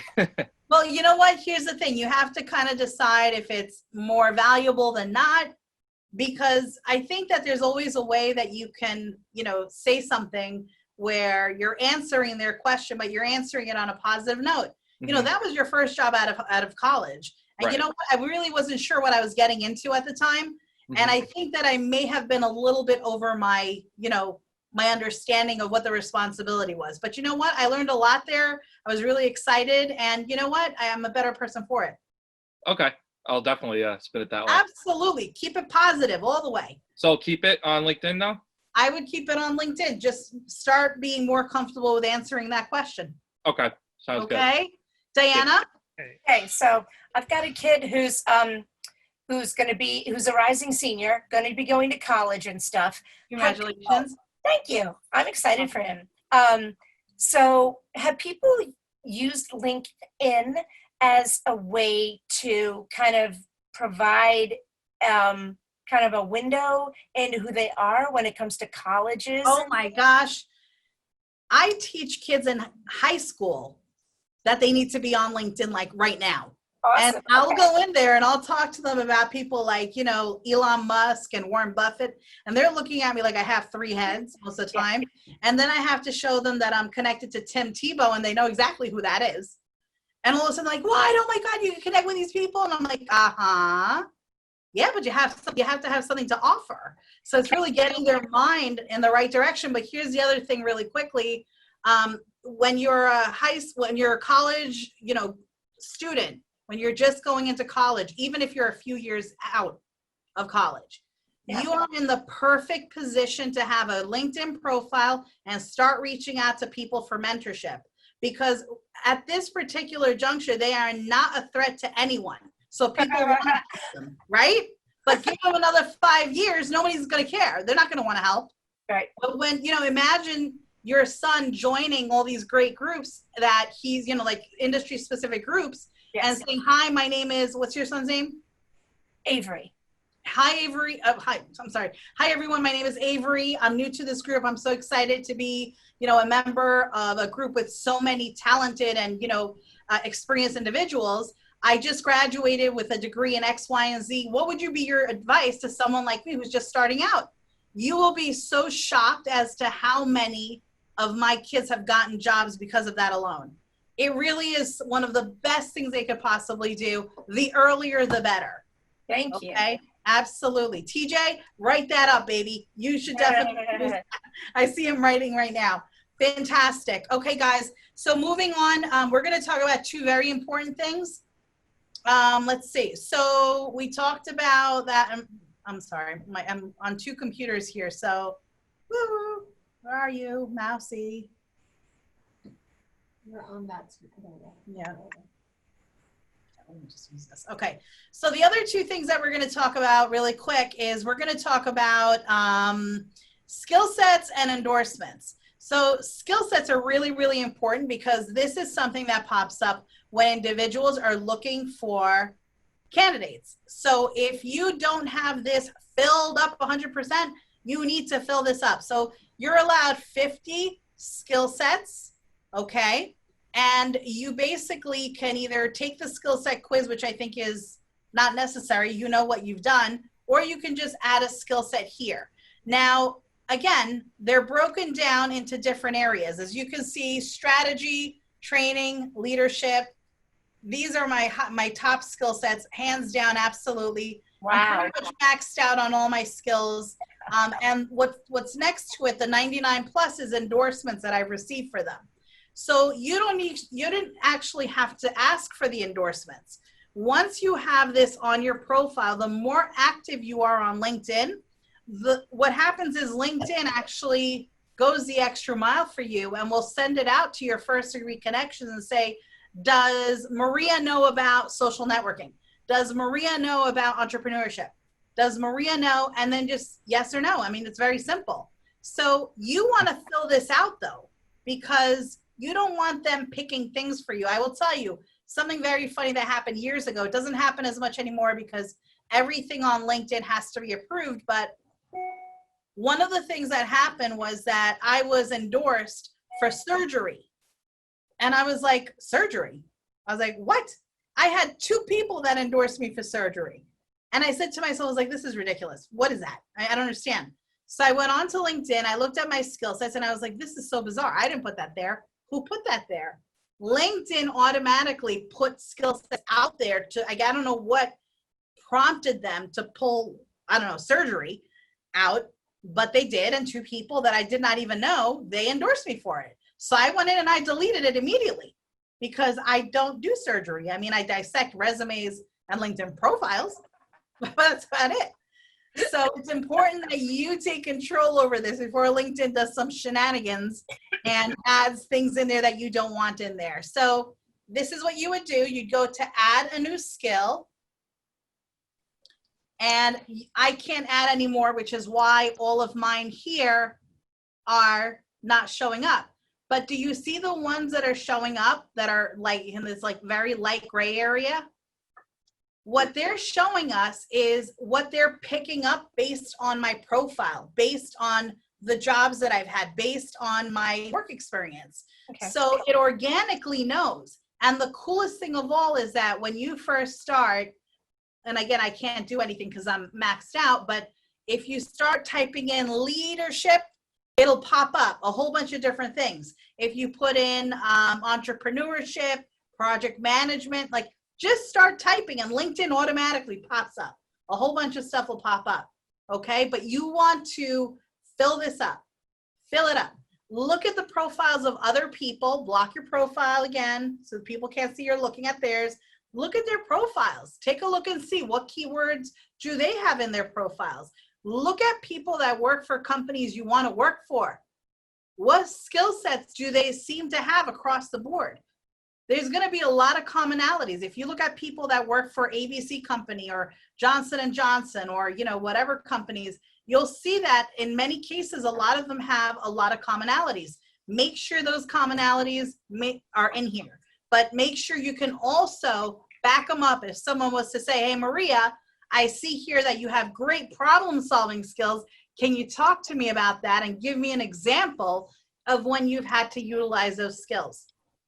It's very important that we could back up whatever we put on here, okay? So if you can't back it up, I call it the how factor. If you can't tell them how you did it, then don't put it on here, okay? Hey, Maria, question? Yes. So I noticed sometime when I go and look at some postings, LinkedIn tells me how qualified I am for that position. Mm-hmm. And some of the positions I see, I'm like, I'm more than capable of it. But according to LinkedIn, I'm not. So is that because of the skills that I haven't put in? It's because it's a computer, Barry. I'm not going to tell you otherwise. It's a computer that's trying to act like a human being. We're entrusting computers to decipher whether or not a candidate is viable, and that drives me crazy. No, I get that. I'm just saying that is it because my profile is not complete? Maybe it's looking at some places. It's not just picking up stuff from my tenure, from my experience. I need to put my skills, I think. Oh, absolutely. Yes.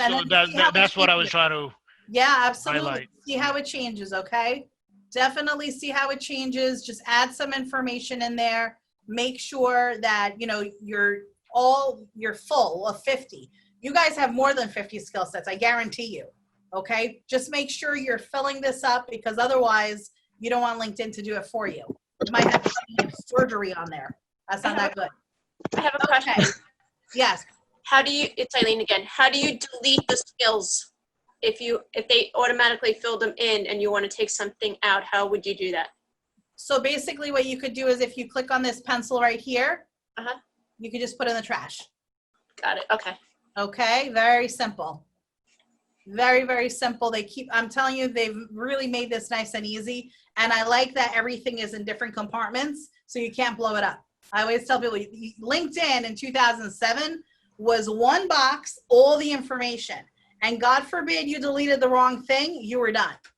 So I remember copying and pasting into Word documents all day long every time I would do something on LinkedIn. Now it's completely different. It's much easier. So this is one area, and the other area we need to focus on is right underneath it, which is recommendations. Let's talk about this. So recommendations, let's go a little higher up. Okay. So recommendations, this area here is very important because this shows that you have actually really done what it is that you say that you've done. I have 106, and I have one pending, which I was not aware of, but that's okay. And I will say that I'm very fortunate because people write them for me. I don't necessarily have to ask for them. I'll tell my students after the end of our programs if they want to, if they feel inclined to, if they feel the program was good for them, if they feel I taught something well, that they can write a recommendation. You can accept it, you can decline it, you can actually fix it, and I'll give you a perfect example. I had someone who wrote a very nice recommendation for me, and I know that they did it with all their heart, but there were so many grammatical errors that I said, it's not gonna look good on them and it's not gonna look good on me.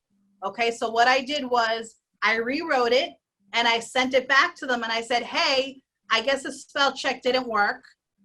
I made some, some changes. I hope you're okay with that. If so, please send it back and I'll accept it. That's it. So LinkedIn really does allow you to maintain control of this. Now, here's the great thing about this also.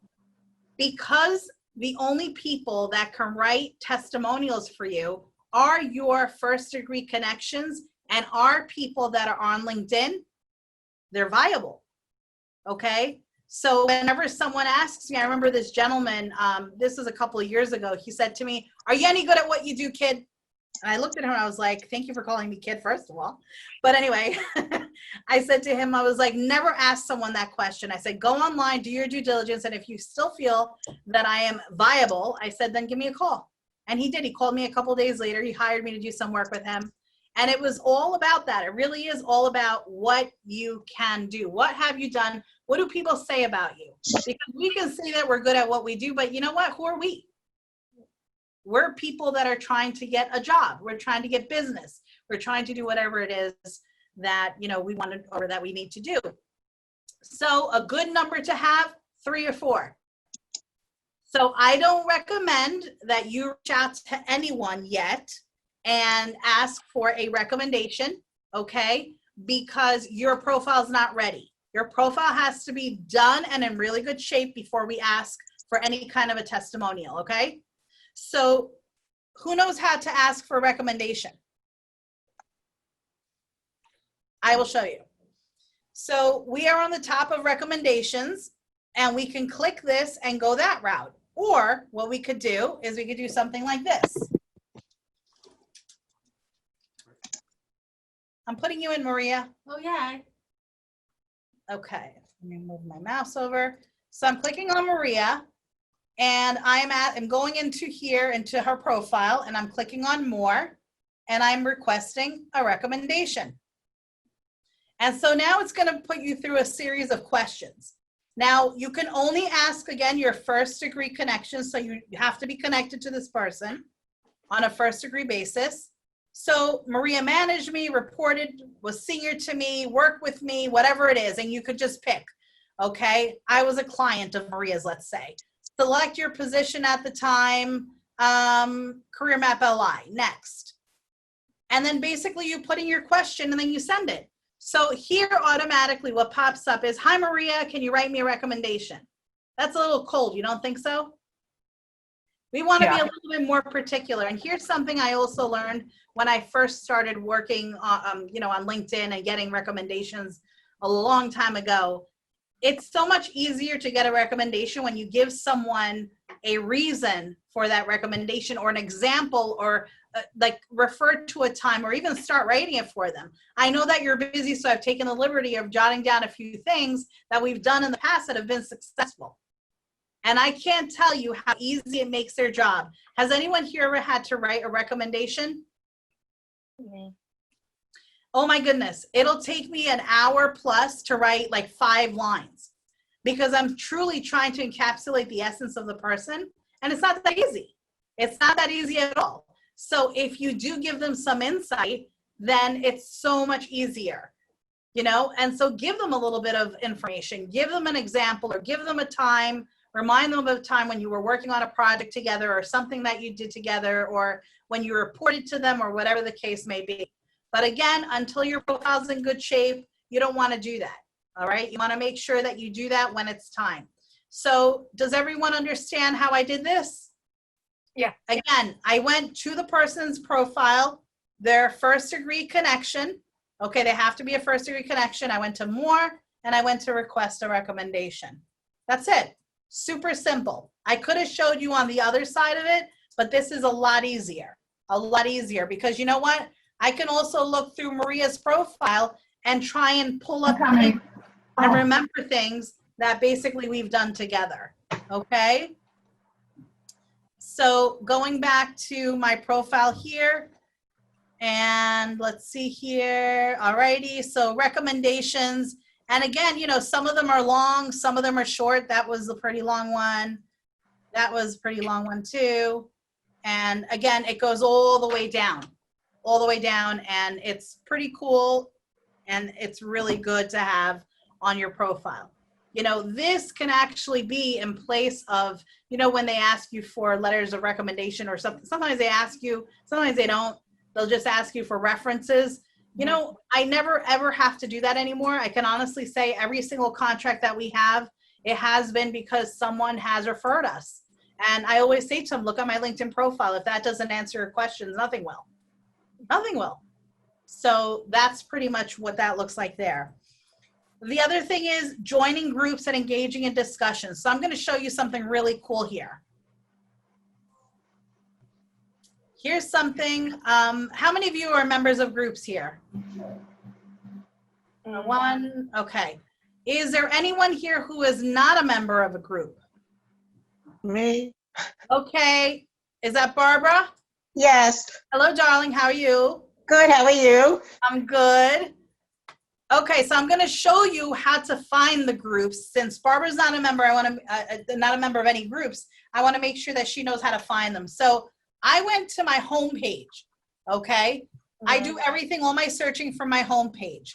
And what I did was I am now going to put in there, let's see, operations, and then I'm going to click on enter and watch what's going to pop up. A whole bunch of stuff. People, companies, everything. Now we want to filter it. So what we're going to do is we're going to go to more and we're going to go to groups and watch this.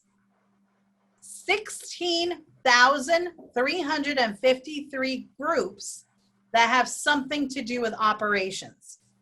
It's pretty cool, right? Absolutely. So why don't you guys give me an industry that you're in that you want me to look up?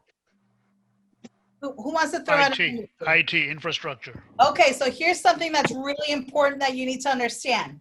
With IT, you can put it one or two ways, and you got to do it both. If I put in IT, one group is going to come up. And if I put in information technology, a whole other group is going to pop up. So IT infrastructure. Okay, so IT infrastructure. Okay, so here we go. You have 11,294 groups that have something to do with IT infrastructure. And look at how some of these are, look how many members in some of these groups. Look at this. It's got to narrow it down further, right? Absolutely. So what you'd want to do is you'd want to go in through some of these groups and then kind of pick which ones are really more in line. Yeah, like AWS and AWS IaaS, for example. That's really specific. So that's what you could put in here when you're looking for a group. So this is actually a group that I'm a member of, and I love this group because it really does give a lot of information. So as you can see, this is what it looks like when you're a member of a group. Every single group looks exactly the same with the banner here, the logo here, and basically all the other stuff that's going on here. So here's something very interesting that I want to show you guys. All right. So Gabriel, this gentleman here, is my third degree connection, right? Mm-hmm. And I'm going to show you something, and I want you guys to remember his name, okay? We're going to put in Gabriel Leonardo. We're going to go to our homepage, and I'm going to show you something. Gabriel, what was it, 2 L's? Gabriel, I think it was E.L. Leonardo. Where'd he go? I think I got the wrong name. Hold on. I.E.L. Leonardo Carrillo. Okay. Gabriel Leonardo. Let me just do it this way and I'll show you. Whoops. All right. Here we go. So I'm going to click on Gabriel and I'm going to try and message Gabriel. And right here, it's actually allowing me to message Gabriel. Why do you think it's allowing me to message Gabriel, even though Gabriel is a third-degree connection? You have the premium.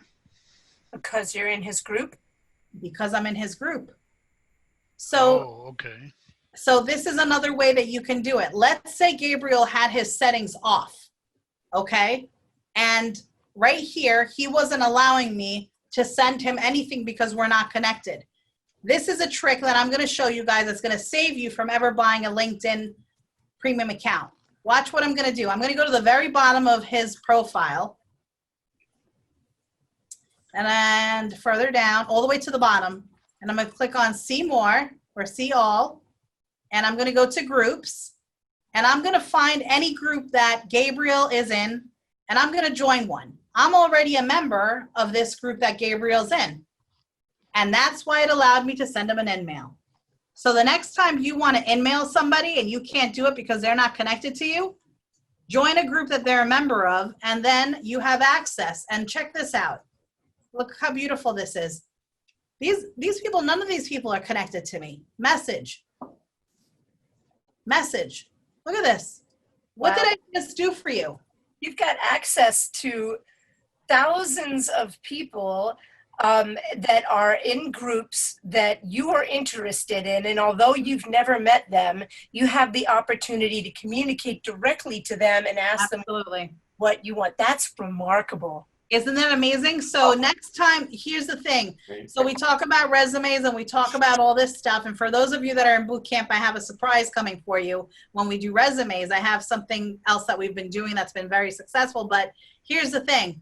Imagine having access to all these leaders.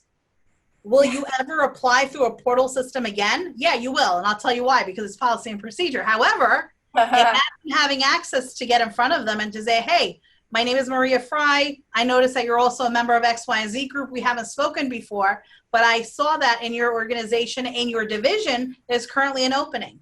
Please see attached a one-page document of some of my successes that may align with what you're looking for. I look forward to speaking with you soon. Kind regards, Maria. What did I just do? You presented yourself as a viable candidate for the job. Absolutely. I just upped my chances by 50% of getting an interview. And the reason is because I got in front of a decision maker. I got in front of a trigger puller. It's not HR, and no disrespect to HR or recruiters or anybody else, but you're in front of people that have a need and basically need to fill that position ASAP. Okay? So it's a very different dynamic. I just gave you superpowers. Yeah. Okay? Superpowers. Maria, the one page, Go ahead, Fred.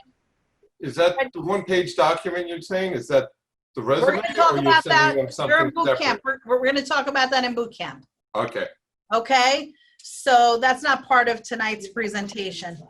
Yes. All right, guys. Quick question, Maria. You had mentioned earlier that not to put your resume. No. If you're like experienced and all that, you're not entry level.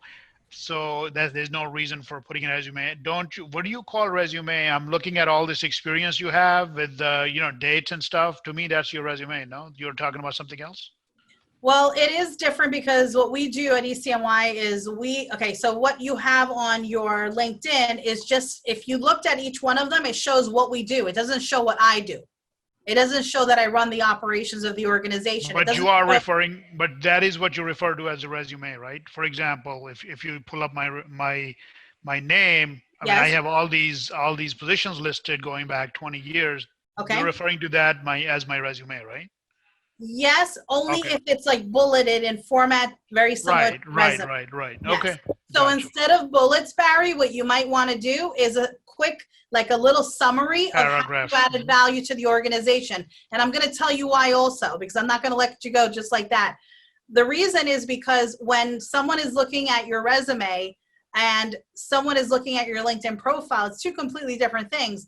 If they're looking at your LinkedIn profile and they see bullets, they automatically assume that's your resume. And if they don't see something that they want, they don't see you as a viable candidate. And that's why we don't put it on there. We put a nice little summary of how you added value, and it provokes them to want to pick up the phone and call you and ask for more. Makes sense. Thank you. Okay?